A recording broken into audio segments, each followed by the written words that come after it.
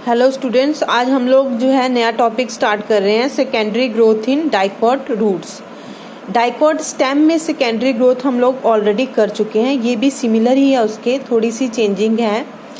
Secondary growth जो dicot roots में होती है वो कुछ सेल्स के द्वारा होती है जो कि मेरिस्टेमेटिक हो जाते हैं, क्योंकि इसके अंदर कैम्बियम नहीं प्रेजेंट होता। सेकेंडरी ग्रोथ जो डाइकॉट रूट है, डाइकॉट स्टेम में जो है कैम्बियम प्रेजेंट होता था और कैम्बियम जो कैम्बियम सेल्स थे वो एक्टिव होकर जो है डिवीजन करते थे, वेयरएज इसके अंदर कैम्बियम प्रेजेंट नहीं होता है। तो कुछ सेल्स जो हैं वो मेरिस्टेमेटिक बन जाते हैं और मेरिस्टेमेटिक हो बन के उनकी डिवीजन होती है और then they form secondary xylem and secondary phloem. अब वो सेल्स होते कौन कौन से हैं देखो। Some cells of the conjunctive tissue on the inner side of the phloem and the certain cells of the pericycle lying opposite to the xylem group become meristematic। अगर हम लोग जो है डाइकॉट रूट का स्ट्रक्चर देखें तो अगर हम मतलब कि देखते हैं कि ये हमारा है फ्लोएम और ये हमारा है जाइलम, तो जो कंजक्टिव टिश्यू हम कह रहे हैं कि कुछ सेल जो है कंजक्टिव टिश्यू के जो कि इनर साइड ऑफ फ्लोएम के प्रेजेंट होते हैं और कुछ जो सेल्स जो है जो ऑपोजिट होते हैं इसके जाइलम के, ये मेरिस्टेमेटिक हो जाते हैं। मतलब ये वाले सेल और ये सारे मेरिस्टेमेटिक होकर इस तरह से जो है एक कैम्बियल रिंग की जो है फॉर्मेशन करते हैं। तो बाद में इस तरह से एक स्ट्रिप बन जाती है और सारे के सारे जो है ये जो सेल्स हैं ये कैम्बियल रिंग बना लेते हैं। जो पहले तो ये जो कैम्बियल रिंग है ये वेवी होती है आउटलाइन में, बाद में ये जो है सर्कुलर हो जाती है। तो इस तरह से बेटा जो कैम्बियल जो रिंग है इसके जो सेल्स हैं वो डिवीजन करते हैं और दोनों साइड, अंदर की साइड भी और बाहर की साइड भी जो है नए सेल्स को प्रोड्यूस करते हैं। जो सेल्स अंदर की तरफ बनते हैं उन्हें हम सेकेंडरी जाइलम कहते हैं और जो सेल्स बाहर की तरफ बनते हैं उन्हें हम क्या कहते हैं, सेकेंडरी फ्लोएम कहते हैं। तो इस तरह से ये जो सेकेंडरी जाइलम बनते जाते हैं और जो प्राइमरी जाइलम है वो इनर साइड पे पुश होकर जो है अंदर जो है पित्त को कंप्रेस करते जाते हैं और जो ये हमारे सेकेंडरी जो फ्लोएम है ये सेकेंडरी प्राइमरी फ्लोएम को पुश करेगा, इस तरह से ये बाहर जाता जाएगा और इस तरह से जो रूट है उसकी थिकनेस होती जाएगी। तो यहाँ पे हम फिर से देख लेते हैं, देखो कि some cells of the conjunctive tissue on the inner side of the phloem and certain cells of the pericycle lying opposite to the xylem group become meristematic।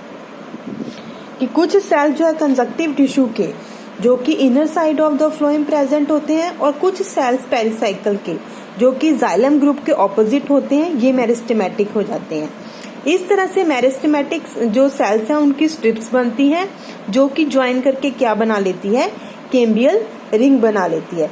Initially जो कैम्बियल रिंग है वो वेवी होती है outline में, but बाद में वो क्या बन जाती है, सर्कुलर बन जाती है। The cells of the cambial ring undergo division and produce new cells both on the outer side and inner side of the cambial ring। बेटा फिर वो कैम्बियल जो रिंग है उसके सेल जो है वो डिवाइड करते हैं और दोनों साइड पे जो सेल्स हैं उनको प्रोड्यूस करते हैं। जो सेल्स आउटर साइड में बनते हैं उन्हें सेकेंडरी फ्लोएम कहते हैं और जो सेल्स जो है इनर साइड पे बनते हैं उन्हें सेकेंडरी जाइलम कहते हैं। तो इस तरह से जो सेकेंडरी प्रोटेक्टिव टिश्यूज हैं देर also form that replace the epidermis, epidermis को जो है रिप्लेस करते जाते हैं और इस तरह से जो है ग्रोथ होती जाती है। रेस्ट ऑफ द जो इवेंट्स हैं वो सेम है जो हमने डाइकॉट स्टेम में पढ़ी थी। नेक्स्ट बेटा हम लोग करेंगे वुड के। वुड बोटेनिकली जो सेकेंडरी जाइलम होता है उसे ही वुड कहते हैं। It constitute the bulk of the plant body in the dicot stem and dicot root. Mostly जो प्लांट बॉडी का ज्यादातर हिस्सा है वो जो है यही होता है। Would can be study under the following. Different types की वुड होती है, spring would and autumn would, hard would and SAP would, hard would and soft wood. First हम करेंगे स्प्रिंग वुड।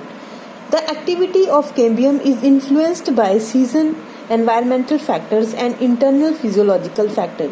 देखो जो कैम्बियल रिंग एक्टिव होनी होती है वो हमारे इन्वायरमेंटल फैक्टर के ऊपर डिपेंड करती है कि किस सीजन में उसने एक्टिव होना है, किस में उसने इनएक्टिव होना है।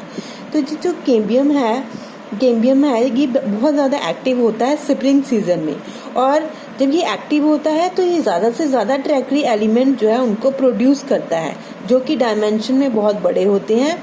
तो इस तरह की वुड जो है जो स्प्रिंग में बनती है उसे स्प्रिंग वुड और अर्ली वुड भी कहा जाता है। स्प्रिंग वुड जो है लाइट होती है कलर में, और इसकी जो डेंसिटी है वो बहुत कम होती है। वेयर एज जो ऑटम वुड है वो कैसे बनती है कि जो विंटर है, विंटर के दौरान कैम्बियम जो है ये लेस एक्टिव होता है, और जो जाइलरी या ट्रैक्टरी एलिमेंट जो फॉर्म करता है वो स्मॉलर होते हैं डायमेंशन में। और ऐसी वुड जो कि विंटर में बनती है इसको हम कहते हैं ऑटम वुड और लेट वुड। ऑटम वुड जो है ये डार्कर होती है कलर में और इसकी डेंसिटी ज्यादा होती है। बेटा इनके डिफरेंसेस भी बहुत ज्यादा इंपॉर्टेंट है, साथ साथ इनको डिफ्रेंशिएट भी करते जाना है। नेक्स्ट आता है hardwood. In old trees, the central core of the wood that consists of dead element with highly thickened lignified wall is called hardwood. Hard का मतलब सेंटर, जो सेंट्रल कोर होती है वुड की, जिसमें कि ज्यादातर डेड एलिमेंट्स ही प्रेजेंट होते हैं, डेड सेल्स प्रेजेंट होते हैं, उसे हार्डवुड कहा जाता है। और हार्डवुड जो है ये बड़ी ज्यादा डार्क होती है कलर में। क्यों डार्क होती है? क्योंकि इसके अंदर जो है कुछ ऑर्गेनिक कंपाउंड्स डिपॉजिट होते हैं। कौन कौन से? गम्स होंगे, रेजिन्स होंगे, tannins, essential oils and other organic compounds. These compounds make it hard. इन्हीं कंपाउंड्स की वजह से, इन्हीं की डेपोजिशन की वजह से, इनकी एक्यूमुलेशन की वजह से ये जो वुड है ये हार्ड होती है, और इसमें जो है इंसेक्ट्स, पेस्ट और जो माइक्रोब्स हैं ये अटैक नहीं करते। इसके अलावा इसके अंदर डेड एलिमेंट्स प्रेजेंट होते हैं, इसलिए ये वाटर और मिनरल्स की कंडक्शन भी नहीं करती है। It always provide mechanical support to the plant. इसका मेन फंक्शन क्या है? मैकेनिकल सपोर्ट प्रोवाइड करना। There are no conduction of water and minerals. Next आता है बेटा सैपवुड। जो पेरिफेरल रीजन होता है सेकेंडरी जाइलम का या वुड का, मतलब जो बाहर वाला हिस्सा होता है उसे सैपवुड कहा जाता है। और ये वुड जो है लाइट होती है कलर में, क्योंकि इसमें जो है ऑर्गेनिक कंपाउंड्स की एक्यूमुलेशन नहीं होती है, और इस कारण ये लेस ड्यूरेबल होती है। इतनी ज्यादा जो है ये जो काम की नहीं होती, और इसमें जो है माइक्रोब्स और इंसेक्ट्स या पेस्ट भी बहुत जल्दी अटैक करते हैं, क्योंकि ये वुड जो है इतनी ड्यूरेबल नहीं होती। Sapwood is involve in the conduction of water and mineral. Xylem vessels वगैरह इसके अंदर प्रेजेंट होते हैं, जाइलम और फ्लोएम, इसलिए ये जो वुड है ये जो है वाटर और मिनरल्स की कंडक्शन में भी हेल्पफुल होती है। नेक्स्ट आता है बेटा हार्डवुड। हार्डवुड जो है ये वुड जो है ये एंजियोस्पर्म्स के द्वारा प्रोड्यूस की जाती है, और इसमें 95% जो है वेसल्स प्रेजेंट होते हैं, and it is also known as porous wood. इसके अंदर पोर्स प्रेजेंट होते हैं, पर होती ये हार्ड है क्योंकि जो है ये वेसल से बनी होती है, और जो वेसल्स होती हैं उनकी वॉल्स थिक होती हैं, जिसके कारण जो कि इस वुड को वो हार्ड बनाते हैं। नेक्स्ट आता है soft wood. The wood form by gymnosperm. जो वुड जो है जिम्नोस्पर्म जो द्वारा बनाई जाती है उसे सॉफ्ट वुड कहते हैं, और इसके अंदर ज्यादातर ट्रैकीड्स एलिमेंट्स आते हैं, और इस वुड को जो है नॉन पोरस वुड कहा जाता है। तो ये था बेटा हमारा वुड के बारे में। अब हमारा ये जो चैप्टर था एनाटॉमी ऑफ फ्लावरिंग प्लांट ये कंप्लीट हो गया। अब नेक्स्ट वीडियो में हम लोग जो है नेक्स्ट यूनिट स्टार्ट करेंगे।